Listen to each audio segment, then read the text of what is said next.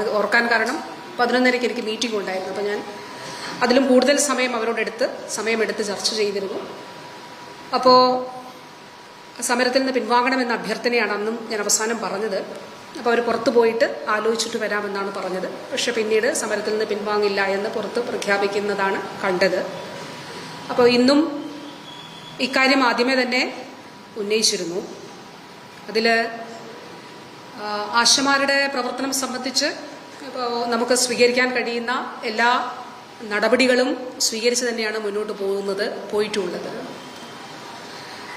അതിലേറ്റവും ഒടുവിലായി ഉന്നയിക്കപ്പെട്ട സംഘടനകളെല്ലാം തന്നെ ഉന്നയിച്ച വിഷയം, അതിൽ ഓണറേറിയം നൽകുന്നത് 2 രീതിയിലാണല്ലോ. ഒന്ന്, ഓണറേറിയം സംസ്ഥാനം മാത്രമായിട്ട് നൽകുന്നു.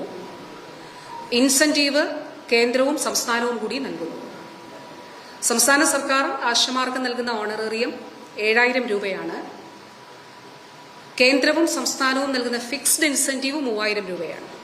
ആ ഫിക്സ്ഡ് ഇൻസെന്റീവിൽ 1,600 രൂപ കേന്ദ്രവും 1,400 രൂപ സംസ്ഥാനവുമാണ് നൽകുന്നത്.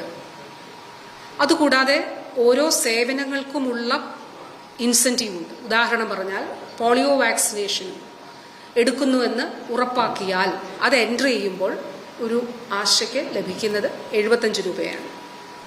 അതിലും 60-40%. ഇമ്മ്യൂണൈസേഷൻ സാധാരണ 20 രൂപ. ഇത് കേന്ദ്രമാണ് ഇൻസെന്റീവ് 2006 നിശ്ചയിച്ചിട്ടുള്ളത്. അതിൽ നിന്ന് 1 രൂപ പോലും കൂട്ടിയിട്ടില്ല. അപ്പോൾ സംഘടനകളെല്ലാം തന്നെ ആവശ്യപ്പെട്ടുകൊണ്ടിരുന്ന ഒരു കാര്യം, ഈ ഓണറേറിയം നൽകുന്നതിന് ഒരു മാനദണ്ഡങ്ങൾ നിശ്ചയിക്കപ്പെട്ടിരുന്നു. 2017 ഉത്തരവായിരുന്നു അത്. അപ്പോൾ മാനദണ്ഡങ്ങൾ ഇല്ലാതെ 10 മാനദണ്ഡങ്ങളായിരുന്നു. അത് പിൻവലിക്കണമെന്ന ആവശ്യം ഉന്നയിച്ചു. അപ്പോൾ ആശ ഫെഡറേഷൻ 6-ാം തീയതി ഒരു രാപ്പകൽ സമരം നടത്തി. 7-ാം തീയതി അവർ എൻ്റെ അടുത്ത് ചർച്ചയ്ക്ക് വന്നു. 5-ാം തീയതി 6-ാം തീയതിയോ 6-നോ 7-നോ എൻ്റെ അടുത്ത് ചർച്ചയ്ക്ക് വന്നു. 7-ാം തീയതി SMDയുടെ പ്രൊസീഡിങ്സ് ഇറക്കി ഒരു കമ്മിറ്റി രൂപീകരിച്ചുകൊണ്ട് ഈ മാനദണ്ഡങ്ങൾ പിൻവലിക്കാൻ കഴിയുമോ, അത് ഞാൻ നടത്തിയ ചർച്ചയുടെ തീരുമാനത്തിന്റെ അടിസ്ഥാനത്തിലാണ് അന്ന് മാനദണ്ഡം പിൻവലിക്കാൻ കഴിയുമോ എന്നുള്ളത് പരിശോധിക്കുന്നതിന് വേണ്ടി ഒരു ടെക്നിക്കൽ കമ്മിറ്റി രൂപീകരിക്കാൻ പറഞ്ഞു. 7-ാം തീയതി തന്നെ SMD പ്രൊസീഡിങ്സ് ഇറക്കിയിരുന്നു. ഇവർ 10-ാം തീയതിയാണ് സമരം തുടങ്ങുന്നത്. 14-ാം തീയതിയോ 15-ന് എൻ്റെ അടുത്ത് ഇവർ ചർച്ചയ്ക്ക് വന്നപ്പോൾ ഇക്കാര്യം ഞാൻ പറഞ്ഞിരുന്നു. 2 ആഴ്ചയ്ക്കുള്ളിൽ എന്നുള്ളതാണ് പറഞ്ഞിരുന്നത്. ഈ ടെക്നിക്കൽ കമ്മിറ്റി ഈ കാര്യങ്ങൾ വിശദമായിട്ട് പരിശോധിച്ചിട്ട് പ്രപ്പോസൽ നൽകണമെന്ന് പറഞ്ഞിരുന്നു. അന്നത്തെ ചർച്ചയിലും ഇക്കാര്യം പറഞ്ഞു. അപ്പോൾ ആശമാരുടെ ഭാഗത്ത് നിന്ന് ഇങ്ങനൊരു ആവശ്യമുണ്ടായ സാഹചര്യത്തിൽ ആ മാനദണ്ഡങ്ങൾ പിൻവലിച്ചുകൊണ്ടുള്ള തീരുമാനമുണ്ടായി. അത് നമ്മൾ നടപ്പിലാക്കി. ആ ഉത്തരവ് ഇറങ്ങുകയും ചെയ്തിട്ടുണ്ട്. ഇതുകൂടാതെ ഈ കാലയളവിൽ 2023 ആശമാരുടെ പ്രവർത്തനങ്ങൾ സ്ട്രക്ചേർഡായി മുന്നോട്ട് കൊണ്ടുപോകുന്നതിന് വേണ്ടിയിട്ടുള്ള ഒരു ഗൈഡ് ലൈൻ ഫീൽഡിലുള്ള മറ്റ് ആരോഗ്യ പ്രവർത്തകരുടെ സംഘടനകളുമായിട്ട് കൂടി ആലോചിച്ചുകൊണ്ട് അത് ഇറക്കുകയുണ്ടായി. അപ്പോൾ ഇവർക്ക് ഏറ്റവും നല്ല നിലയിലുള്ള ഒരു പ്രവർത്തന സാഹചര്യം ഉണ്ടാകുന്നതിനാണ് സർക്കാർ ശ്രമിക്കുന്നത്. ഈ ഒരു ഉദാഹരണം കൂടി പറയാം. നമ്മുടെ ആശമാർ 26,125 പേരാണ് ഉള്ളത്. അപ്പോൾ ഇതിൽ ഇപ്പോൾ നമുക്ക് സമരത്തിലുള്ളത് ഏതാണ്ട് 400-ഓളം 450 ആശമാരാണ് സംസ്ഥാനത്ത് മുഴുവൻ സമരത്തിലുള്ളതായിട്ട് കാണുന്നത്. അപ്പോൾ ഒരു കാര്യം നമ്മുടെ ഇൻഷുറൻസുമായിട്ട് ബന്ധപ്പെട്ടിട്ടുള്ളത്, 2 വർഷം മുൻപ് നമ്മളിതൊരു പരിശോധന നടത്തി. നമ്മുടെ ആശമാർക്ക് കാസ്പ് വഴിയുള്ള ഇൻഷുറൻസ് പരിരക്ഷ ലഭിക്കുന്നുണ്ടോ പരിശോധിച്ചപ്പോൾ ഈ 26,125 പേരിൽ 13,000 പേർക്ക് ഇൻഷുറൻസ് പരിരക്ഷ ലഭിക്കുന്നില്ല എന്നുള്ളത് കാണുകയുണ്ടായി. അപ്പോൾ കേന്ദ്ര സർക്കാരുമായിട്ട് ഈ വിഷയം കേന്ദ്ര സർക്കാരിനോട് ഉന്നയിച്ചു. ഈ ലിസ്റ്റ് അയക്കാൻ കേന്ദ്ര സർക്കാർ ആവശ്യപ്പെട്ടു. State health agency, national health agency NHAക്ക് ഈ ലിസ്റ്റ് 13,000 പേരുടേതും അയച്ചു കൊടുത്തു. അത് എൻട്രി ചെയ്യാനുള്ള അനുവാദം നൽകണമെന്ന് പറഞ്ഞു. 1.5 വർഷം മുൻപ് നമ്മൾ അയച്ചു കൊടുത്തതാണ്. ഈ സമീപ കാലയളവിലും അത് സംബന്ധിച്ചിട്ടുള്ള ആശയവിനിമയം കേന്ദ്ര NHAയുമായിട്ട് സ്റ്റേറ്റ് ഹെൽത്ത് ഏജൻസി നടത്തുന്നുണ്ട്. അപ്പോൾ സ്റ്റേറ്റ് ഹെൽത്ത് ഏജൻസി നടത്തുന്ന ഈ ആശയവിനിമയത്തിന് പക്ഷേ നമുക്കൊരു മറുപടി ലഭിച്ചിട്ടില്ല.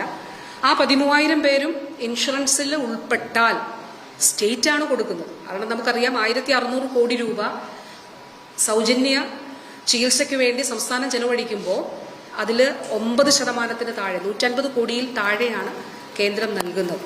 പക്ഷെ അത് നമുക്ക് ഓപ്പൺ ആയിട്ട് കിട്ടിയിട്ടില്ല. അപ്പോൾ ആശമാരുമായിട്ട് ബന്ധപ്പെട്ടിട്ടുള്ള കാര്യങ്ങളിലെല്ലാം ഈ ഒരു നിലപാടാണ് സ്വീകരിച്ചു പോന്നിട്ടുള്ളത്. ഇതുകൂടാതെ ചില തെറ്റായിട്ടുള്ള പ്രചരണങ്ങൾ കൂടി ഇതിന്റെ ഭാഗമായിട്ട് നടക്കുന്നുണ്ടായിരുന്നു. ഒന്ന്, കേരളത്തിലാണ് ഏറ്റവും കൂടുതൽ ആശമാർക്ക് ജോലി എടുക്കേണ്ടതായിട്ട് വരുന്നത് എന്നുള്ളതായിരുന്നു ഒന്ന്. അപ്പോൾ ഇന്നത്തെ മീറ്റിങ്ങിലും ഈ വിഷയം ഞാൻ ഉന്നയിച്ചു. അങ്ങനെയുണ്ടോ? ദേശീയ ഗൈഡ് ലൈന് കൂടുതലായി ഏതെങ്കിലും ജോലി സ്റ്റേറ്റിൽ ചെയ്യുന്നുണ്ടോ? അപ്പോൾ ഒരു പോപ്പുലേഷൻ സർവേ എന്നുള്ളത് കേന്ദ്രത്തിന്റെ ഗൈഡ് ലൈനിലുള്ളതാണ്, പോപ്പുലേഷൻ സർവേ. പക്ഷെ ആ പോപ്പുലേഷൻ സർവേ പേപ്പറിൽ ചെയ്യണം എന്നുള്ളതാണ് കേന്ദ്രം പറഞ്ഞിരിക്കുന്നത്. ഓരോ വീടാനന്തരം പോയി പേപ്പറിൽ എല്ലാ ഡീറ്റെയിൽസും എഴുതിയെടുത്ത് കൊണ്ടുവന്ന് അതിനെ ലഘൂകരിക്കുകയാണ് സംസ്ഥാന സർക്കാർ ചെയ്തത്, ഡിജിറ്റൈസ് ചെയ്ത്. ആ കൃത്യം കോളത്തിൽ എന്താണ് എൻട്രി ചെയ്യുന്നത് അത് മാത്രം ചെയ്താലും മതിയാവും. ഡിജിറ്റൈസ് ചെയ്തു, അത് പേപ്പർ സൂക്ഷിക്കേണ്ട, എൻട്രി ചെയ്ത് കഴിഞ്ഞാൽ ആ ഡേറ്റ സ്റ്റേറ്റ് ഡേറ്റാ സെന്ററിലേക്കാണ് പോകുന്നത്. അപ്പോൾ കേരളത്തിൽ ദേശീയ ഗൈഡ് ലൈനേക്കാൾ കൂടുതലായിട്ട് ഒരു ജോലി അല്ലെങ്കിൽ ഒരു പ്രവർത്തനം ആശമാർക്ക് ചെയ്യേണ്ടതായിട്ട് വരുന്നില്ല എന്നുള്ളത്. ഇന്നത്തെ ചർച്ചയിൽ അങ്ങനെ ഒരു കാര്യമുണ്ടെന്ന് അവർക്ക് ഉന്നയിക്കാൻ കഴിഞ്ഞില്ല. ഇനി ഉണ്ടോ എന്നുള്ളത് പരിശോധിക്കാമെന്ന് പറഞ്ഞു. ഞാൻ പറഞ്ഞു ശരി, പരിശോധിച്ചോളൂ. അങ്ങനെ ദേശീയ ഗൈഡ് ലൈനിന് കൂടുതലായിട്ട് എന്തെങ്കിലും ജോലി കേരളത്തിൽ ചെയ്യുന്നുണ്ടോ എന്നുള്ളത് പരിശോധിച്ചോളൂ എന്ന് പറഞ്ഞു. അപ്പോൾ അങ്ങനെ ഇല്ല എന്നുള്ളതാണ് സ്റ്റേറ്റ് മിഷൻ അറിയിച്ചിട്ടുള്ളത്. രണ്ടാമത്തെ കാര്യം, ആശമാർക്ക് മറ്റ് തൊഴിലുകൾ ചെയ്യാൻ കഴിയില്ല എന്നുള്ളതായിരുന്നു. അപ്പോൾ അതിൽ കോവിഡ് കാലത്ത് അങ്ങനെ ഒരു നിബന്ധന വെച്ചിരുന്നു. അപ്പോൾ അതിൽ പറഞ്ഞിരുന്ന ഒരു കാര്യം, അന്ന് ഒന്നാം വേവിന്റെ സമയത്ത് നമുക്ക് ടോട്ടൽ ലോക്ക്ഡൌൺ ഉണ്ടായിരുന്നു. 2021 ഏപ്രിലാണ് രണ്ടാം വേവ് തുടങ്ങുന്നത്. 2021 നവംബർ മാസം 17-ാം തീയതി 17-11-2021 സ്റ്റേറ്റ് മിഷൻ പുറത്തിറക്കിയ ഒരു സർക്കുലർ, ഒരു പ്രൊസീഡിങ്സിൽ അതിന്റെ അവസാന ഭാഗത്ത് വളരെ കൃത്യമായി ഇക്കാര്യം പറയുന്നുണ്ട്. ഞാനതൊന്ന് വായിക്കാം.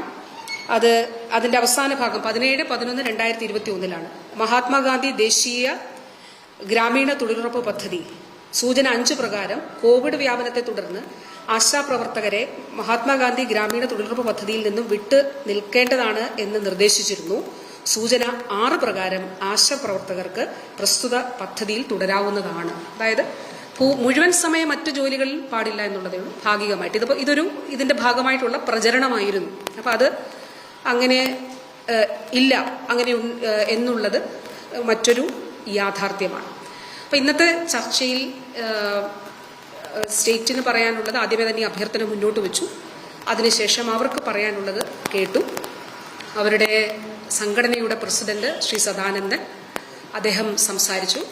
അപ്പോൾ പറഞ്ഞതിൽ 2 ആവശ്യങ്ങൾ, അവര് 21,000 രൂപയായിട്ട് ഓണറേറിയം വർദ്ധിപ്പിക്കണം എന്നുള്ളതും, 2 അവർ എക്സിറ്റ് ആകുമ്പോൾ 5 ലക്ഷം രൂപ അവർക്ക് അതിന്റെ ബെനിഫിറ്റ് ആയിട്ട് വേണം എന്നുള്ളതുമാണ് പറഞ്ഞത്. അപ്പോൾ അത് അവർക്ക് പറയാനുള്ളത് പൂർണ്ണമായും കേട്ടതിന് ശേഷം ഞാൻ ACS സംസാരിച്ചു, അഡീഷണൽ ചീഫ് സെക്രട്ടറി ഉണ്ടായിരുന്നു, സ്റ്റേറ്റ് മിഷനിൽ നിന്ന് സംസാരിച്ചു, SMD സംസാരിച്ചു, SPM ഇടയ്ക്ക് സംസാരിച്ചു. അതിനുശേഷം ഞാൻ സംസാരിച്ചു. ഞാൻ പറഞ്ഞു, ഇതിൽ ഇത്രയും ഏറ്റവും നല്ലൊരു നിലപാടെടുക്കുന്ന ഒരു സ്റ്റേറ്റ് കേരളമാണ്. നമ്മളപ്പോൾ അതിൻ്റെ ഒരു പ്രോഗ്രഷൻ നോക്കിയാൽ കാണാനായിട്ട് സാധിക്കും. 2016 അതിനു മുൻപുള്ള സർക്കാർ പ്രഖ്യാപിച്ച 1000 രൂപ ഉൾപ്പെടെ കൊടുത്തു തുടങ്ങുകയും പിന്നീട് 7000 രൂപയാണ് നമ്മളിപ്പോൾ കൊടുക്കുന്നത്. സ്ട്രക്ചേർഡായിട്ട് പ്രവർത്തനം മുന്നോട്ട് കൊണ്ടുപോകുന്നു. കാസ്പിൽ വരെ ഉൾപ്പെടുത്തുന്നതിന് വേണ്ടിയിട്ടുള്ള ശ്രമങ്ങൾ നമ്മൾ നടത്തിയിട്ടുണ്ട്. പിന്നെ കുറേ കാര്യങ്ങൾ. അപ്പോൾ അതുകൊണ്ട് അതിലൊരു അനുഭാവപൂർണമായിട്ടുള്ള നിലപാടാണ് സർക്കാരിനുള്ളത്. ഇനി കൂട്ടരുതെന്നുള്ള നിലപാടല്ല, നമുക്ക് ഇനി വർദ്ധിപ്പിക്കണമെന്നുള്ളത് തന്നെയാണ്. ഓണറേറിയം സ്റ്റേറ്റ് നൽകുന്നതാണല്ലോ. അതോടൊപ്പം പക്ഷേ ഇപ്പോൾ അത് 3 ഇരട്ടിയായിട്ട് വർദ്ധിപ്പിക്കണമെന്ന് പറയുമ്പോൾ നമുക്കൊരു ജനാധിപത്യപരമായിട്ടുള്ള നിലയിൽ അതിനെ സമീപിക്കണം, സമരം അവസാനിപ്പിക്കുകയും അതിലൊരു അനുഭാവപൂർണമായിട്ടുള്ള നിലപാട് സർക്കാർ കൈക്കൊണ്ടിട്ടുള്ളതുകൊണ്ട് നമുക്ക് എല്ലാവർക്കും ഒരുമിച്ച് ഇതിൽ എന്താണ് സ്റ്റേറ്റിന് ചെയ്യാൻ കഴിയുന്നത് എന്നുള്ളത് അത് തീർച്ചയായിട്ടും കൃത്യമായിട്ട് സ്റ്റേറ്റ് ചെയ്തു പോവുകയും ചെയ്യും എന്നുള്ളത് അവരെ അറിയിക്കുകയുണ്ടായി. അതിൽ ഈ പിരിഞ്ഞു പോകുന്നത് സംബന്ധിച്ച കാര്യവും അവർ പറഞ്ഞു. മറ്റ് 1-2 സംസ്ഥാനങ്ങളുടെ കാര്യം പറഞ്ഞു.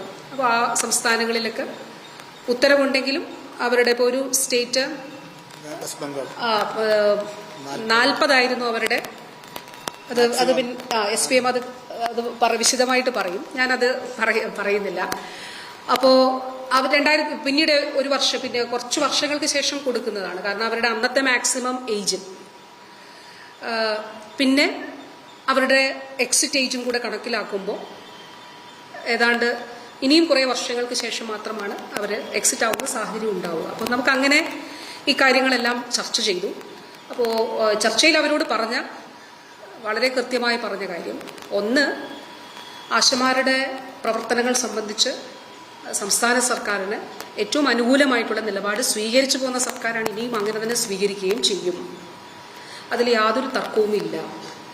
രണ്ട്, അതോടൊപ്പം തന്നെ ഇപ്പോൾ വുമൺ വോളണ്ടിയർ, ഇപ്പോൾ റിട്ടയർമെൻറ്റ് എന്ന് പറയുമ്പോഴും അതിനുള്ള ബെനിഫിറ്റ് ഉൾപ്പെടെ പറയുമ്പോഴും സ്ത്രീ സന്നദ്ധ പ്രവർത്തകർ എന്നുള്ള നിലയിൽ നിന്ന് ആശാപ്രവർത്തകരെ മാറ്റുകയും അത് സംബന്ധിച്ച് ഗൈഡ് ലൈനിൽ മോഡിഫിക്കേഷൻ വരുത്തുകയും ചെയ്യണമെന്നുള്ള കാര്യം കേന്ദ്ര സർക്കാരിനോട് ആവശ്യപ്പെടും. കേന്ദ്ര ആരോഗ്യമന്ത്രിയെ ഈ ആഴ്ച തന്നെ ഞാൻ പോയി കണ്ട് ഈ കാര്യങ്ങൾ ആവശ്യപ്പെടുന്നതാണ് എന്ന് പറഞ്ഞു.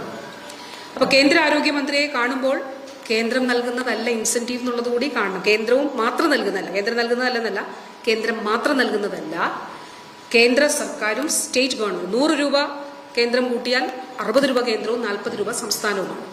ഇത് ഞാൻ ഇപ്പോഴല്ല ആവശ്യപ്പെടുന്നത്. ഞാൻ പുതിയ കേന്ദ്ര മന്ത്രിസഭ ചുമതല ഏറ്റെടുത്തപ്പോൾ തന്നെ ഡൽഹിയിൽ പോയി ഈ കാര്യം ആവശ്യപ്പെട്ടിരുന്നു. അന്ന് നിങ്ങളുടെ പ്രതിനിധികൾ ഡൽഹിയിലുള്ളവരോടും ഞാൻ ഈ വിഷയങ്ങൾ സംസാരിച്ചിരുന്നു. അപ്പോൾ അത് ഈ ആഴ്ച തന്നെ കേന്ദ്ര ആരോഗ്യമന്ത്രിയെ ഡൽഹിയിൽ പോയി കണ്ട് ഞാനൊരു അപ്പോയിൻമെന്റ് ചോദിച്ചിട്ടുണ്ട്. അപ്പോൾ അതിനു വേണ്ടിയിട്ട് പോകാം. ഇതുൾപ്പെടെയുള്ള കാര്യങ്ങളിൽ സ്ട്രക്ചേർഡ് ആക്കുന്നതിന് വേണ്ടി ഉള്ള ആശമാരുടെ ഗൈഡ് ലൈനിൽ ആവശ്യമായ മാറ്റം വരുന്നതിന് വേണ്ടിയിട്ടുള്ള നിലപാടുകൾ സ്വീകരിക്കാം എന്നുള്ളതും പറഞ്ഞിട്ടുണ്ട്. ഈ കാര്യങ്ങൾ ഉൾക്കൊണ്ട് പിന്നെ ഒരു കാര്യം അവർ പറഞ്ഞു, സേവന മാനദണ്ഡമല്ല, അവരുടെ അതായത് ഡെഫിനിഷൻ തന്നെയാണ്, അതായത് നിർവചനം തന്നെ വുമൺ വോളണ്ടിയർ എന്നുള്ളതാണ്. ബാക്കിയെല്ലാം സ്റ്റേറ്റിന് മാറ്റാം, പക്ഷെ വുമൺ വോളണ്ടിയർ എന്നുള്ളത് മാറ്റാൻ കഴിയില്ല എന്നുള്ളതാണ് ആ ഗൈഡ് ലൈനിലുള്ളത്. അതെ, അപ്പോൾ ആ ഗൈഡ് ലൈനിലുള്ള അക്കാര്യത്തിൽ ഉൾപ്പെടെ മാറ്റം വരണം എന്നുള്ളതും ഇൻസെൻറ്റീവ്സിൽ വർധന ഉണ്ടാകണം എന്നുള്ളതും ആവശ്യപ്പെടാമെന്നുള്ളത് പറയുകയുണ്ടായി. അതിൻ്റെ അടിസ്ഥാനത്തിൽ അപ്പോൾ ഒന്ന്, സ്റ്റേറ്റിന് ഒരു എതിർ നിലപാടില്ല, ഇനി കൂട്ടില്ല എന്നുള്ള നിലപാടില്ല, ഇനിയും കഴിയുന്ന രീതിയിൽ അത് കൂട്ടണം എന്നുള്ളതാണ്. അതൊന്നാമത്തെ കാര്യം. രണ്ട്, അടിസ്ഥാനപരമായി ഇപ്പോൾ പല തൊഴിലുകളും അവർ ചെയ്യുന്നുണ്ട്. ഇപ്പം ഞാൻ കഴിഞ്ഞ സഭയിൽ തന്നെ പറഞ്ഞിരുന്നു, ഒരു കണക്ക് പറഞ്ഞിരുന്നു. അപ്പോൾ അതിൽ അടിസ്ഥാനപരമായിട്ടുള്ള മാറ്റങ്ങൾ ഉണ്ടാകണം എന്നുള്ളത് കേന്ദ്ര സ്കീമാണ് ആശ പ്രവർത്തകരുടേത്. അപ്പം അതുകൊണ്ട് ആ നിലയിൽ മാറ്റം ഉണ്ടാകണമെന്നുള്ളത് പറയുകയുണ്ട്. ഒരു കാര്യം കൂടിയുണ്ട്, അതായത് ഈ നേരത്തെ മാനദണ്ഡം സംബന്ധിച്ച കാര്യങ്ങളിലെ ഉത്തരവിറങ്ങിയത് പറഞ്ഞല്ലോ, എല്ലാ സംഘടനകളും ആവശ്യപ്പെട്ടതാണ്. അതുകൂടാതെ വിരമിക്കൽ പ്രായം സംബന്ധിച്ച് നേരത്തെ സ്റ്റേറ്റ് മിഷൻ ഒരു 62 വയസ്സെന്നുള്ളത് ഒരു സർക്കുലർ ഇറങ്ങിയിരുന്നു. അപ്പം അന്ന് എല്ലാ സംഘടനകളും, അതിൽ CITUവിൻ്റെ സംഘടനയും INTUCൻ്റെ സംഘടനയും STUവിൻ്റെ സംഘടനയും ഒക്കെ തന്നെ അന്ന് അത് പറ്റില്ല എന്ന നിലപാടെടുത്തിരുന്നു. ഈ സംഘടനയും ആശാ അസോസിയേഷൻ അവരും അതിൽ SUCയുടെ സംഘടനയും റെപ്രസെന്റേഷൻ തന്നിരുന്നു. അപ്പോൾ 62 വയസ്സ് എന്നുള്ളത് ഫ്രീസ് ചെയ്യാൻ പറഞ്ഞു. അന്ന് കുറേ കാര്യങ്ങൾ അതിൽ ഉൾപ്പെട്ടിരുന്നു. വലിയൊരു സർക്കുലർ, അതാണ് ഈ സർക്കുലർ. കുറേ കാര്യങ്ങൾ അതിൽ ഉൾപ്പെട്ടിരുന്നു. അതിൽ ഒരു സെന്റൻസ് മാത്രമാണിത്. അപ്പോൾ അത് ഫ്രീസ് ചെയ്യാനായിട്ട് പറഞ്ഞിരുന്നു. ഒരു കാര്യം പ്രത്യേകം ശ്രദ്ധിക്കാനുള്ളത്, ഒരാളും 62 വയസ്സിൽ എക്സിറ്റായി കേരള സംസ്ഥാനത്ത് പോയിട്ടില്ല ഇതുവരെ. 62 വയസ്സ് കഴിഞ്ഞവർ ആശാപ്രവർത്തകരായിട്ട് ഉണ്ട്. അത് ഗവൺമെന്റ് നൽകിയ നിർദ്ദേശത്തിന്റെ അടിസ്ഥാനത്തിലാണ്. അപ്പോൾ സാങ്കേതികമായി പറഞ്ഞാൽ അതിലൊരു ഉത്തരവ് വേണം. ശരി, എല്ലാ സംഘടനകളുടെയും റെപ്രസെന്റേഷനിലും ഈ കാര്യം ആവശ്യപ്പെട്ടിട്ടുണ്ട്. അതിൽ ആശാ ഫെഡറേഷനുണ്ട്, അതോടൊപ്പം തന്നെ INTUCന്റെ റെപ്രസെന്റേഷനുണ്ട്, STUവിൻ്റെ റെപ്രസെന്റേഷനുണ്ട്, ലീഗിന്റെ STUവിൻ്റെ റെപ്രസെന്റേഷനുണ്ട്, ഇവരുടെ റെപ്രസെന്റേഷനുമുണ്ട്.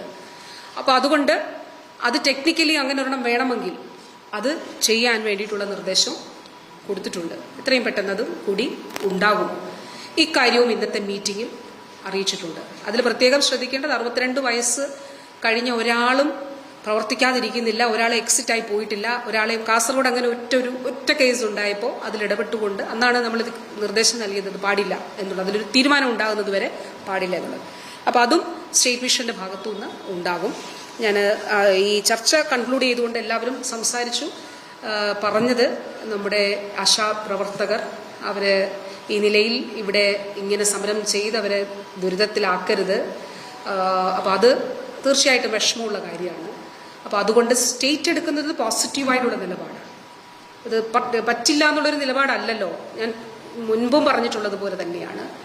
പക്ഷെ അത് ഇത്ര വേണം എന്നുള്ളത് സംബന്ധിച്ച കാര്യത്തിൽ അങ്ങനെ നമുക്കൊരു ഗവൺമെന്റിന് ഒരു ജനാധിപത്യപരമായിട്ടുള്ള നിലയിലാണ് മുന്നോട്ട് പോകാനായിട്ട് കഴിയുക. അപ്പോൾ ആരോഗ്യ വകുപ്പിനെ സംബന്ധിച്ചിടത്തോളം നമ്മൾ ചെയ്യാനായിട്ടുള്ള എല്ലാ കാര്യങ്ങളും ഇതിന്റെ ഭാഗമായിട്ട് ചെയ്തിട്ടുണ്ട്, കേട്ടിട്ടുണ്ട്, ഓരോ ഘട്ടത്തിലും കേട്ടിട്ടുണ്ട്. ആശമാരുടെ സംഘടനകൾ ആശമാർ വന്ന് പറയുന്ന വിഷയങ്ങളിൽ ഇടപെട്ടിട്ടുണ്ട്. അതിൽ ആവശ്യമായിട്ടുള്ള ന്യായമായിട്ടുള്ള രീതിയിൽ തന്നെ ആരോഗ്യവകുപ്പ് എല്ലാ കാര്യങ്ങളിലും അതിൽ നിലപാടെടുത്ത് തന്നെ പോയിട്ടുമുണ്ട്. ഇത് സർക്കാരിനെ സംബന്ധിച്ചിടത്തോളം ഈ ഒരു നിലപാട് അവരെ അറിയിച്ചുകൊണ്ട് ഞാൻ അഭ്യർത്ഥിച്ചു, ദയവായിട്ട് നിങ്ങൾ സമരത്തിൽ നിന്ന് പിന്മാറണം. നമുക്കതിന് ശേഷം നമുക്ക് മുന്നോട്ട് എങ്ങനെയാണ് എന്നുള്ളത് സംബന്ധിച്ച് ആലോചിക്കാം. അത് സർക്കാരിൻ്റെ ഇതുവരെ ചെയ്ത പ്രവർത്തനങ്ങളുടെ ഇതിൽ ഈ സർക്കാരാണ് ഏറ്റവും നന്നായി ചെയ്തിട്ടുള്ളത്. ഇനിയും ഈ സർക്കാർ തന്നെയായിരിക്കും ചെയ്യുക. അത് ഉൾക്കൊണ്ടുകൊണ്ട് ദയവായിട്ട് സമരത്തിൽ നിന്ന് പിന്മാറണമെന്ന് പറയുകയുണ്ടായി. പക്ഷേ അവർ നിങ്ങളെ തീരുമാനം അറിയിച്ചിട്ടുണ്ടെന്ന് കരുതുന്നു. അവർ നിർഭാഗ്യവശാൽ അതിൽ നിന്ന് പിൻവാങ്ങുന്നില്ല എന്നുള്ളതാണ് അറിഞ്ഞത്. ഏതായാലും ഇത് സംബന്ധിച്ച് കേന്ദ്ര ആരോഗ്യ വകുപ്പ് മന്ത്രിയെ കൂടി ഞാൻ കാണാനായിട്ട് തീരുമാനിച്ചിട്ടുണ്ട്. അദ്ദേഹത്തിൻ്റെ അപ്പോയിൻമെൻ്റ് കൂടി എടുത്തിട്ടുണ്ട്.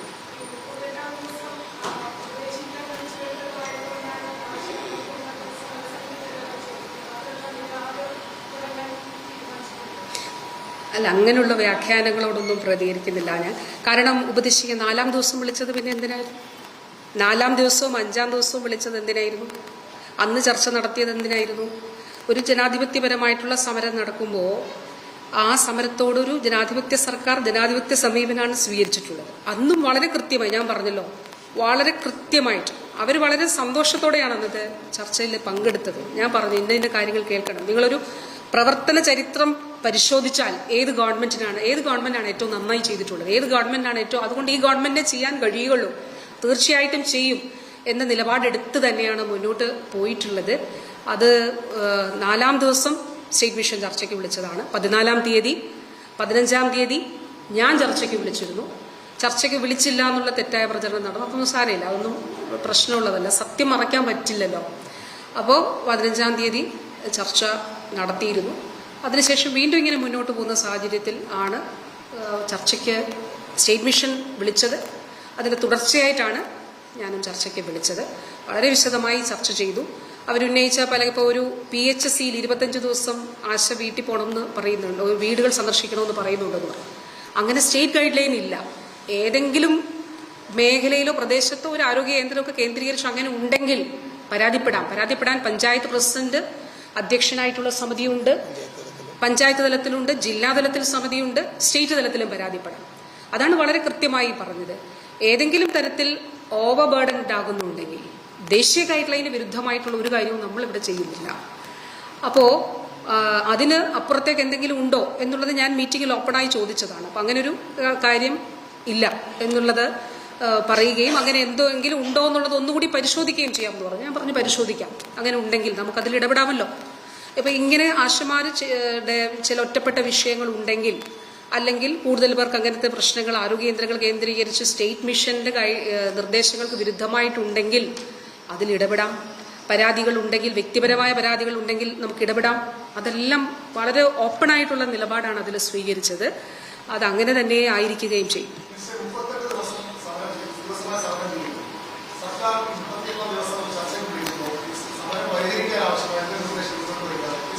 അരുൺ, ഞാൻ 4-ാമത്തെ ദിവസം ചർച്ച ചെയ്തത് റിപ്പോർട്ട് ചെയ്തിട്ടുണ്ടല്ലോ അല്ലേ? 5-ാം ദിവസം ഉണ്ട്. അപ്പൊ ഞാനിത് 2-ാം തവണയാണ് ഞാൻ വിളിക്കുന്നത്. നേരത്തെ സ്റ്റേറ്റ് മിഷൻ വിളിച്ചു. അപ്പൊ ഇതിൽ ബാക്കി ഇവർ പറയുന്ന മുഴുവൻ കാര്യങ്ങളോടും വളരെ അനുകൂലമായ നിലപാടാണ്. ഇതിലും അനുകൂലമായ നിലപാടാണ്. നിങ്ങൾക്ക് തരില്ല, ഞങ്ങൾ ഇത്രയും തന്നിട്ടുണ്ടല്ലോ, തരില്ല എന്ന നിലപാടില്ല. ഇപ്പൊ കഴിഞ്ഞ ദിവസം ഒരു ആശാപ്രവർത്തകരുടെ ഒരു വിഷയം, ഇവിടെ സമരത്തിലുള്ള ഒരാളുടെ വിഷയം ഞാൻ ഇങ്ങനെ മീഡിയയിലൂടെ ഉണ്ടെന്ന് ഒരാളുടെ ശ്രദ്ധയെ എന്നെ പെടുത്തിയപ്പോൾ ഞാൻ SHOയോട് ചോദിച്ചു, ഇൻഷുറൻസ് ഉണ്ടോ? സ്റ്റേറ്റ് ഇൻഷുറൻസ് ഉണ്ട്. സ്റ്റേറ്റ് ഇൻഷുറൻസ് ഉണ്ട്, കാസ്പിൽ ഉൾപ്പെട്ടിട്ടുള്ള വ്യക്തിയാണ്.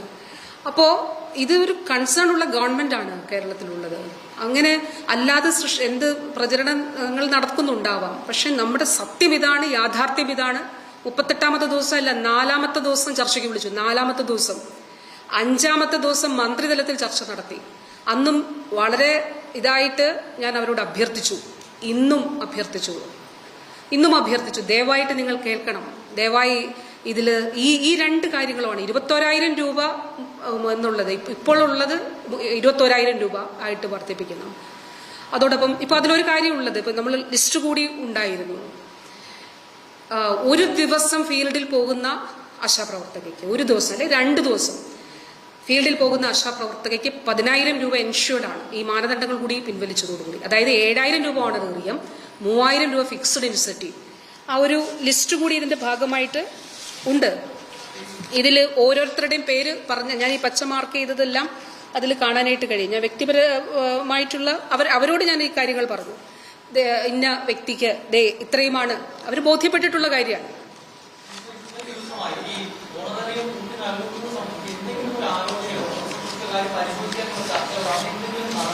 അല്ല, ഇതിൽ ഗവൺമെന്റിന്റെ ഭാഗത്ത് ഈ കാര്യം ഇതിൽ മാത്രമല്ല, നേരത്തെ തന്നെ എല്ലാ സംഘടനകളും ഇതിൽ ഓണറേറിയം വർദ്ധിപ്പിക്കണമെന്ന് പറയുന്നുണ്ട്. നേരത്തെ തന്നെ സർക്കാരിന്റെ മുന്നിലുള്ള വിഷയമാണ്. നമുക്ക് ധനവകുപ്പുമായിട്ട് ആശയം നടത്തുന്നുണ്ട്. അപ്പോൾ അത് നമ്മളുടെ ഒരു തുടർച്ചയായിട്ട് ഈ പ്രവർത്തനങ്ങൾ നടക്കുന്നുണ്ട് ഗവൺമെന്റിന്റെ. അതുകൊണ്ടാണ് ഇക്കാര്യം അവരെ ബോധ്യപ്പെടുത്തിയിട്ടാണ് പറഞ്ഞത്. ഇതിൽ സർക്കാർ കൺസേൺഡ് ആണ്, ഇനിയും ഉയർത്തണം എന്നാണ് സർക്കാരിന്റെ നിലപാട്. അതിൽ ഉചിതമായിട്ടുള്ള തീരുമാനങ്ങൾ ഉണ്ടാകും. അത് ഉൾക്കൊണ്ടുകൊണ്ട് ദയവായിട്ട് സമരത്തിൽ നിന്ന് പിൻവാങ്ങണമെന്ന് അഭ്യർത്ഥിച്ചു. അങ്ങനെ പറ്റും. 21 ഇപ്പം ലഭിക്കുന്ന ഒരു തുക 3 ഇരട്ടിയായിട്ട് വർദ്ധിപ്പിക്കുകയും ഇപ്പൊ നമ്മളൊരു അതിനോടൊപ്പം തന്നെ അത് സമയബന്ധിതം എന്നുള്ള നിലയിൽ ഇന്ന സമയം മുതൽ കൊടുക്കാന്ന് വെച്ചാൽ നമുക്കൊരു ഗവൺമെന്റിനെ സംബന്ധിച്ചിടത്തോളം നമുക്ക് ആ നിലയിൽ അത് സാധിക്കുന്നില്ല. പ്രായോഗികമായി നമുക്ക് ചെയ്യാൻ കഴിയുന്നത് എന്താണ് എന്നുള്ളത് അതാണല്ലോ ഗവൺമെന്റ് പരിശോധിക്കുന്നത്. അല്ല, അങ്ങനെയാണെങ്കിൽ നമ്മൾ നേരത്തെ ഈ കാര്യങ്ങൾ സംബന്ധിച്ച കാര്യങ്ങളിൽ ഇതുവരെ നമ്മൾ നല്ല നിലപാടെടുത്തു പോന്നിട്ടുണ്ട്. ഇനിയും മുന്നോട്ട് അങ്ങനെ തന്നെ ചെയ്യും.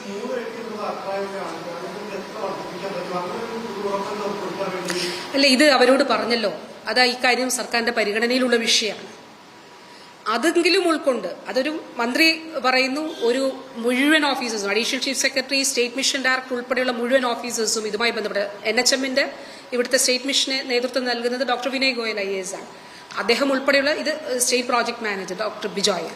അപ്പോൾ ഇങ്ങനെ മുഴുവൻ ടീമും ഇരുന്നിട്ടാണ് അവരോട് സംസാരിച്ചിട്ടുള്ളത്. ഇതിനെല്ലാം മിനിറ്റ്സ് ഉള്ളതാണ്. അപ്പോൾ ഇത് ഉൾക്കൊണ്ടുകൊണ്ട് സർക്കാരിന്റെ പരിഗണനയിലുള്ളൊരു വിഷയമാണ്. ഇത് പറ്റില്ല എന്നോ പരിഗണിക്കില്ലോ അങ്ങനെയോ അല്ലല്ലോ. അതുകൊണ്ട് അതിൽ നിന്ന് പിന്മാറണം എന്നാണ് അഭ്യർത്ഥിച്ചത്. അതിൽ പിന്നെ ആശമാർ പൊതുവിൽ ഉന്നയിക്കുന്ന ചില കാര്യങ്ങളിൽ അവർക്ക് എന്താണ്, നമുക്ക് 2023-24 നമ്മുടെ ഈ ഒരു വിതരണത്തിൽ പൊതുവായിട്ടുള്ളൊരു കാലതാമസം ഉണ്ടായിട്ടുള്ളത്. അത് നമുക്ക് ആ കേന്ദ്രത്തിൽ നിന്നുള്ള ഇൻസെന്റീവ് പൂർണ്ണമായിട്ട് മുടങ്ങിപ്പോയൊരു സാഹചര്യത്തിലാണ്, കേന്ദ്രവിഹിതം മുടങ്ങിപ്പോയ സാഹചര്യം. പക്ഷെ അപ്പോഴും ധനവകുപ്പ് അത് നമുക്ക് നൽകിയിരുന്നു.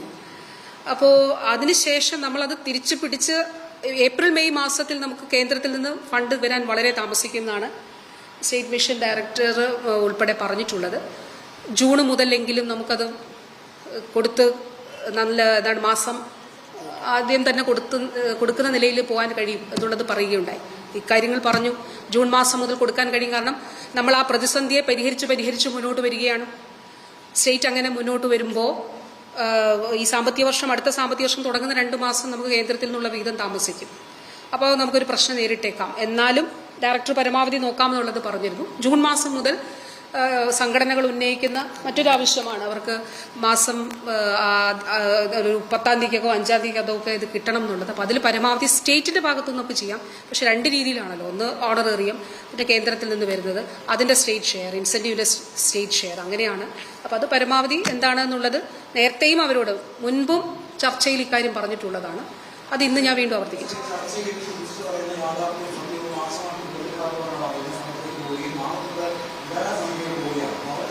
അത് ഭയങ്കര നിർഭാഗ്യകരമാണ്. കാരണം നമ്മൾ വളരെ വളരെ നിർഭാഗ്യകരമാണ്.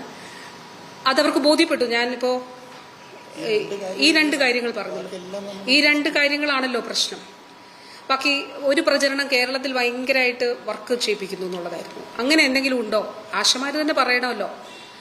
അങ്ങനെ എവിടെയെങ്കിലും ഉണ്ടെങ്കിൽ ചിലയിടത്ത് പക്ഷേ ചില നിർബന്ധമായിട്ട് അങ്ങനെയൊക്കെ ചെയ്യിപ്പിക്കുന്നുണ്ടെന്ന്. പക്ഷെ ഗൈഡ് ലൈൻ അങ്ങനെ ഇല്ല. നമുക്ക് സ്റ്റേറ്റ് അങ്ങനെ നിർദ്ദേശം നൽകിയിട്ടില്ല. അങ്ങനെയുള്ളങ്ങളിൽ നമ്മൾ ഇടപെടാം. പൊതുവായി സംഘടനകൾ ഉന്നയിക്കുന്ന വിഷയമാണ്. അതിൽ CITU-വിൻ്റെയും INTUC-യുടെയും STU-വിൻ്റെയും ഒക്കെ സംഘടനകളും ആശാ അസോസിയേഷൻ SUCയുടെ ഒക്കെ സംഘടനകളൊക്കെ അതിൽ പറയുന്ന ഒരു വിഷയമാണ്. അപ്പോൾ അതുകൊണ്ട് ഇക്കാര്യങ്ങൾ നമ്മൾ പറഞ്ഞു. അങ്ങനെ ഉണ്ടോ പരിശോധിച്ചിട്ട് പറയൂ, നമ്മൾ ഇടപെടാം എന്നുള്ളത് പറയുകയുണ്ടായി. അപ്പം അതിൽ നിലപാട് വളരെ കൃത്യമാണ്.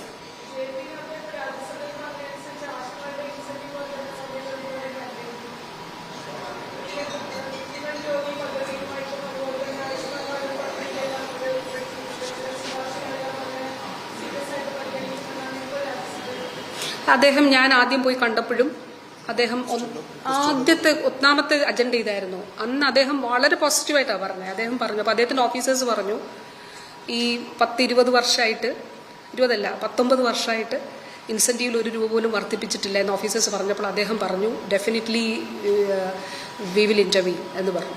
എന്നിട്ട് എന്നോട് പറഞ്ഞു, we will solve the issue, we can definitely bring A hike എന്ന് പറയുകയുണ്ടായി.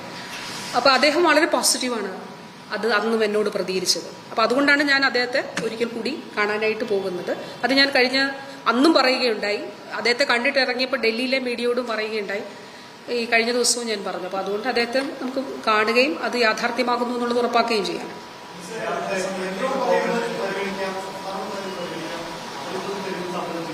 അല്ല, പരിഹരിക്കാമെന്ന് പറയുമ്പോൾ നമ്മൾ ചെയ്തുകൊണ്ടാണല്ലോ പറയുന്നത്. നമ്മൾ ഇതിൽ നിലപാടെടുക്കാതെ 2006 സ്ഥിതിയിലല്ല കേരളം മുന്നോട്ട് പോകുന്നത്. 2006 സ്ഥിതി അല്ല കേരളത്തിലുള്ളത്. കേരളം കൃത്യമായി തന്നെ ഇടപെട്ടുകൊണ്ട് തന്നെ മുന്നോട്ട് പോകുന്നുണ്ട്. അതെല്ലാ ഇതിലും നോക്കിയാലും പറയാം. അതാ ഞാൻ പറഞ്ഞത്, നമ്മൾ സാമൂഹ്യമായിട്ട് എംപവർ ചെയ്യിപ്പിക്കുന്നതിനുള്ള നടപടികളും അതിൻ്റെ ഭാഗമായിട്ട് എടുക്കുന്നുണ്ട്. അപ്പോൾ അത് രണ്ടായിട്ട് തന്നെ കാണണം. നമ്മൾ ചെയ്യാൻ കഴിയുന്ന കാര്യങ്ങളെ ചെയ്യുമെന്ന് പറയുള്ളൂ എന്നുള്ളതാണ്. അങ്ങനെ പറയാൻ പാടുള്ളൂ എന്നുള്ളതാണ്. അപ്പോൾ അതുകൊണ്ട് അത് ഉൾക്കൊള്ളണമെന്ന് ഞാൻ അവരോട് അഭ്യർത്ഥിച്ചു.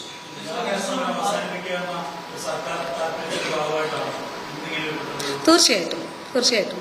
കാരണം അവർ ഇപ്പോൾ 25,500 പേരും 600 പേരും അപ്പുറം ഫീൽഡിലുണ്ടെങ്കിലും നമ്മുടെ ഇവിടെ ഒരാശയിരുന്നാലും നമ്മളെ സംബന്ധിച്ചിടത്തോളം ഒരു വിഷമാണത്. അതുകൊണ്ടാണ് അന്നും പറഞ്ഞു 14-നും 15-നും ചർച്ച ചെയ്തു. 15-ലെ ചർച്ചയിൽ ഞാൻ പറഞ്ഞു, ഈ ചർച്ചയിലും ഇന്ന് ഞാൻ പറഞ്ഞു, അത് വിഷമമുള്ള കാര്യമാണ്. ദയവായിട്ട് അതിൽ നിന്ന് പിൻവാങ്ങണം. സ്റ്റേറ്റ് കൂട്ടില്ല എന്ന് പറയുന്നില്ലല്ലോ, നമുക്കത് ചെയ്യാം. നമ്മൾ ചെയ്ത കാര്യങ്ങളുടെ ഒരു റെക്കോർഡ് അതിപ്പോൾ ചോദിച്ചല്ലോ, അവിടെയും പറയുന്നു ഇവിടെയും അവിടെ പറയുന്ന പോലെ അല്ല. നമ്മൾ കൂട്ടാതിരുന്നിട്ട് അല്ല, നമ്മൾ അത് വർദ്ധിപ്പിച്ചിട്ടാണ് പറയുന്നത്. അപ്പോൾ തീർച്ചയായിട്ടും അത് പരിഗണിക്കണമെന്ന് അഭ്യർത്ഥിക്കുകയുണ്ടായി.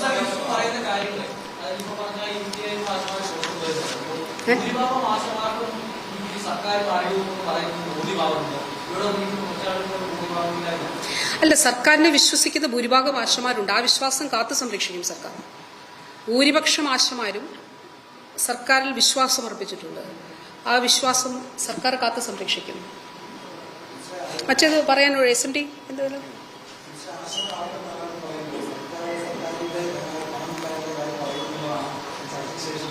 അങ്ങനെ ഒരു ഇതല്ലല്ലോ. ഇതിൽ അനുകൂല നിലപാട് കൂട്ടില്ല എന്നല്ല പറഞ്ഞിട്ടുള്ളത്, അനുകൂലമായ നിലപാടാണ് ഉള്ളത്. ഇത്രയും ചെയ്തത് നമുക്ക് ഇനിയും ചെയ്തു പോകണം എന്നാണ്. അത് ചെയ്യുകയും ചെയ്യും. അത് ഉൾക്കൊള്ളണമെന്ന് അഭ്യർത്ഥിച്ചു. ഇപ്പോഴും എനിക്ക് അതാണ് അഭ്യർത്ഥിക്കാനുള്ളത്. ഈ 2 കാര്യങ്ങളിൽ, അതായത് ഇപ്പോഴുള്ള അവർക്ക് ലഭിക്കുന്ന 7,000 രൂപ എന്നുള്ളത് ഓണററി മാത്രമാണ്. ഇൻസെൻറ്റീവ്സ് ഞാൻ പറഞ്ഞല്ലോ, ഇപ്പോൾ ഈ മാനദണ്ഡങ്ങളുടെ ഉത്തരവ് സർക്കുലർ കൂടി വന്നതോടുകൂടി ഒരു ആശയ്ക്ക് 10,000 രൂപ മിനിമം 10,000 രൂപ ഓരോ ദിവസവും 2 ദിവസം ഫീൽഡിൽ പോയാൽ എൻഷുർഡാണ് 10,000 രൂപ ലഭിക്കുന്നത്. പിന്നെ അവർക്ക് സേവനങ്ങൾക്കുള്ള അവർ എൻട്രി ചെയ്യുന്ന ഗർഭിണികളുടെ പരിചരണവുമായിട്ട് ബന്ധപ്പെട്ട്, അതുപോലെ കുത്തിവയ്പ്പുമായിട്ട് ബന്ധപ്പെട്ടുള്ള കാര്യങ്ങൾ എൻട്രി ചെയ്യുന്ന അനുസരിച്ചിട്ടാണ് അവർക്കത് കിട്ടുക ഇൻസെൻറ്റീവ്സ്. കേന്ദ്രത്തിൻ്റെ ഗൈഡ് ലൈൻ അങ്ങനെയാണ്. എങ്ങനെ പോയാലും 13,000-ന് മുകളിൽ, അതാണ് ജനുവരി മാസത്തിൽ 89.98% ആളുകൾക്ക് 13,000 കിട്ടിയിട്ടുണ്ട് എന്ന് പറഞ്ഞിട്ടുള്ളത്. അപ്പോൾ തീർച്ചയായിട്ടും ആ നിലയിൽ ഈ കാര്യങ്ങൾ ചെയ്യുന്നൊരു സർക്കാർ പറയുന്ന അഭ്യർത്ഥന പരിഗണിക്കണം എന്ന് തന്നെ ഞാൻ പറഞ്ഞു. അപ്പോൾ ഇത് വളരെ കൃത്യമായിട്ട് പറയുകയും ആ രീതിയിലാണ് ചർച്ച അവസാനിച്ചത്. ശരി.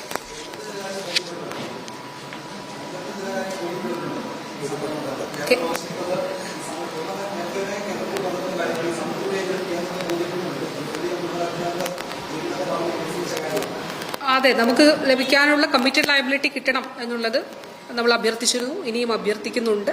അതിലും കേന്ദ്രം പോസിറ്റീവായ നിലപാട് സ്വീകരിക്കുമെന്ന് പ്രതീക്ഷിക്കുന്നു.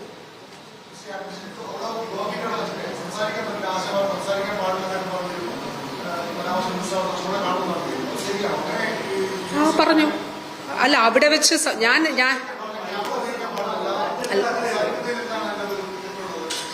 അല്ല, ഇവിടെ നിയമസഭ നടക്കുവാണല്ലോ. സാധാരണ അവര് ചർച്ചയിൽ തുടക്കത്തിൽ തന്നെ ഞാൻ അവര് പറഞ്ഞാണോ മാധ്യമപ്രവർത്തകർ പറയുന്നത്? ഞാൻ പറഞ്ഞു അവിടെ ചെന്ന് ചെയ്യാമെന്നല്ലേ. അവരിതേ അവിടെ വരുന്നു. അല്ലെ, നമ്മള് ആവശ്യമില്ലാത്ത കാര്യത്തിൽ അതല്ല, നമ്മളൊരു ഈ രീതിയിലല്ലേ ഇൻഡിവിജ്വലായിട്ട് MLA-മാരും മന്ത്രിമാരും എല്ലാം നിങ്ങളോട് സംസാരിക്കും. ഇതൊരു ചർച്ച നടത്തിയിട്ടുള്ള അല്ല, അതൊരു വിഷയമാക്കണോ അരുണെ? എന്തിനാണ് വിഷയമാകുന്നത്? ഞാൻ എന്താ പറഞ്ഞേ? അല്ല അരുണേ, ഞാൻ പറഞ്ഞെന്താ? അതുകൊണ്ട് നിങ്ങൾക്ക് എന്തെങ്കിലും ബുദ്ധിമുട്ടുണ്ടായോ? നിങ്ങൾക്ക് ക്യാമറ ഉണ്ടായിരുന്നോ? നിങ്ങളുടെ കയ്യിൽ ക്യാമറ ഉണ്ടായിരുന്നോ? ഇല്ലായിരുന്നു. അപ്പോ നമ്മളിപ്പോ ഒരു നിയമസഭ നടക്കുന്ന സമയമല്ലേ, ചെറിയ കാര്യങ്ങൾക്ക് വെറുതെ പ്രശ്നം ഉണ്ടാക്കല്ലേ. ഞാൻ പറഞ്ഞ എന്താണ്? അതിനൊരു സ്ഥലമുണ്ട്.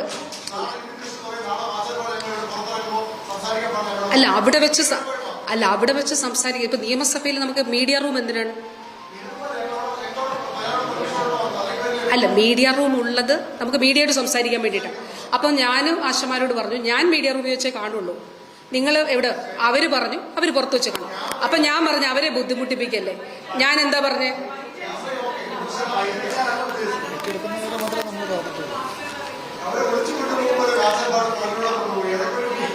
ഒരു കാര്യമില്ലാത്ത കാര്യത്തിനൊക്കെ പ്രശ്നം ഉണ്ടാകല്ലേ. നിങ്ങളില്ലാത്ത കാര്യത്തിന് പ്രശ്നം ഉണ്ടാകല്ലേ.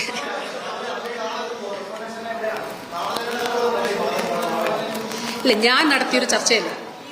അതായത് ഞാൻ നടത്തിയൊരു ചർച്ചയ്ക്ക് നിയമസഭയുടെ ചില ചിട്ടവട്ടങ്ങൾ പാലിക്കണം ഉത്തരവാദിത്തം എനിക്കുണ്ടല്ലോ. എന്റെ ഓഫീസിലല്ല ചർച്ച നടന്നത്. എന്റെ ഓഫീസിലല്ല ഞാൻ ചർച്ച നടത്തി. അപ്പോൾ നിയമസഭ നടക്കുന്ന ഒരു സമയമാണ്. നിയമസഭ നടക്കുന്ന സമയത്ത് ശരിക്കും ഈ ഇഷ്യൂവിന്റെ ഗൗരവം ഉള്ളത് കൊണ്ടാണ് ഇവിടെ ചർച്ച നടത്തിയത്. അല്ലെ സെക്രട്ടേറിയറ്റിൽ ചർച്ച നടത്തുമായിരുന്നു. അപ്പൊ ഞാൻ ആശമാരോട് പറഞ്ഞു അവിടെ ചർച്ച ചെയ്യണോ, ഞങ്ങൾ വണ്ടി എടുത്ത് നമുക്ക് അവിടെ വേണേ പോവാം, അല്ലെങ്കിൽ ഇവിടെ ഇരുന്ന്. അവർ പറഞ്ഞു നമുക്ക് ഇവിടെ ഇരുന്ന് ചർച്ച നടത്താം. അപ്പൊ ഞാൻ പറഞ്ഞത് അവര് ഇന്ന സ്ഥലത്ത് വെച്ച് കാണാമെന്ന് പറഞ്ഞിട്ടുണ്ട്. അതുകൊണ്ട് അത് എന്റെ ഉത്തരവാദിത്തമായി ആ നിലയിൽ ഞാൻ ചെയ്തതാണ്. അതിനകത്ത് നിങ്ങളെ കാണില്ലെന്നോ, നിങ്ങളോട് സംസാരിക്കുന്നു. ഞാൻ നിങ്ങളോട് അവിടെ നിന്ന് സംസാരിച്ചല്ലോ, പലരോടും സംസാരിച്ചല്ലോ. ഞാൻ സംസാരിച്ചല്ലോ അവിടെ നിന്ന്. അങ്ങനെ സംസാരിക്കത്തില്ലെന്ന് പറഞ്ഞില്ലല്ലോ. ഞാൻ സംസാരിച്ചല്ലോ, നിങ്ങളിൽ തന്നെ പലരോടും ഞാൻ സംസാരിച്ചല്ലോ. അല്ല, അവരതുവഴി വരുന്നില്ലല്ലോ. അല്ല, അത് നിയമസഭയിൽ ഇവിടെ വെച്ച് നിങ്ങൾക്ക് സംസാരിക്കാം, അവിടെ സംസാരിക്കാം. അതിൽ സഭ നടക്കുന്നൊരു സമയത്ത് നമ്മൾ അതിന്റെ ചില ചട്ടങ്ങൾ പാലിക്കണം, അത്ര മാത്രമേ ഉള്ളൂ. അതൊരു ഇഷ്യൂ ഒന്നും ആക്കേണ്ടതായിട്ടില്ല.